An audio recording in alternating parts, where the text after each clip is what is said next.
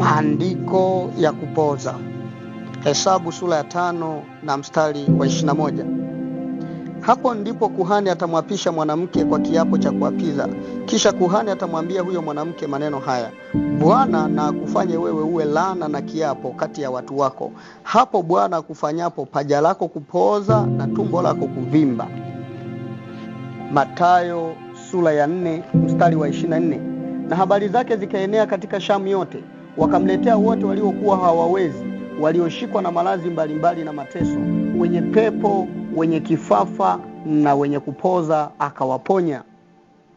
Mathayo sura ya 8 mstari wa 6. Akamsihi akisema, Bwana, mtumishi wangu amelala nyumbani, mgonjwa wa kupoza, anaumwa sana. Mathayo sura ya 9 mstari wa 2. Na tazama, wakamletea mtu mwenye kupoza amelala kitandani.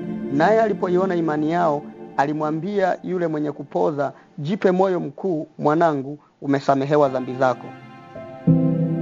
Mathayo sura ya 9 mstari wa 6. Lakini mpate kujua ya kwamba mwana wa Adamu anayo amri duniani ya kusamehe dhambi, amwambie yule mwenye kupoza, ondoka, ujitwike kitanda chako, uende nyumbani kwako.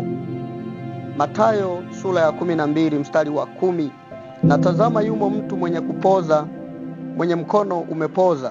Wakamuuliza wakisema, ni halali kuponya watu siku ya Sabato, wapate kumshtaki. Marko sura ya 2 mstari wa 3. Wakaja watu wakimleta mtu mwenye kupoza, anachukuliwa na watu 4. Marko sura ya 3 mstari wa 1. Akaingia tena katika sinagogi, na palikuwako huko mtu mwenye mkono uliopoza. Marko sura ya 3 mstari wa 5. Akawakazia macho pande zote kwa hasira, akiona huzuni kwa ajili ya hukumu wa mioyo yao. Akamwambia yule mtu, nyosha mkono wako, naye akaunyosha mkono wake, ukawa mzima tena.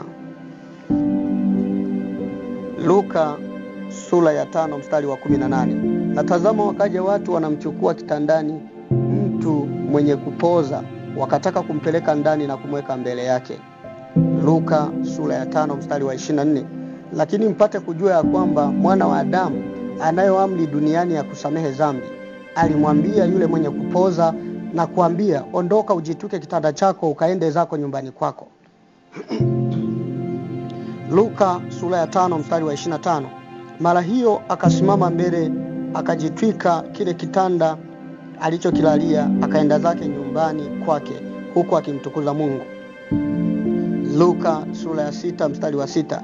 Ikawa siku ya Sabato nyingine, aliingia katika sinagogi akafundisha, na mlikuwamo mtu ambaye mkono wake wa kuume umepooza. Luka sura ya 6 mstari wa 10. Akawakazia macho pande zote, akamwambia yule mtu, nyosha mkono wako, akaunyosha mkono wake, ukawa mzima tena. Matendo ya Mitume sura ya 8 mstari wa 7.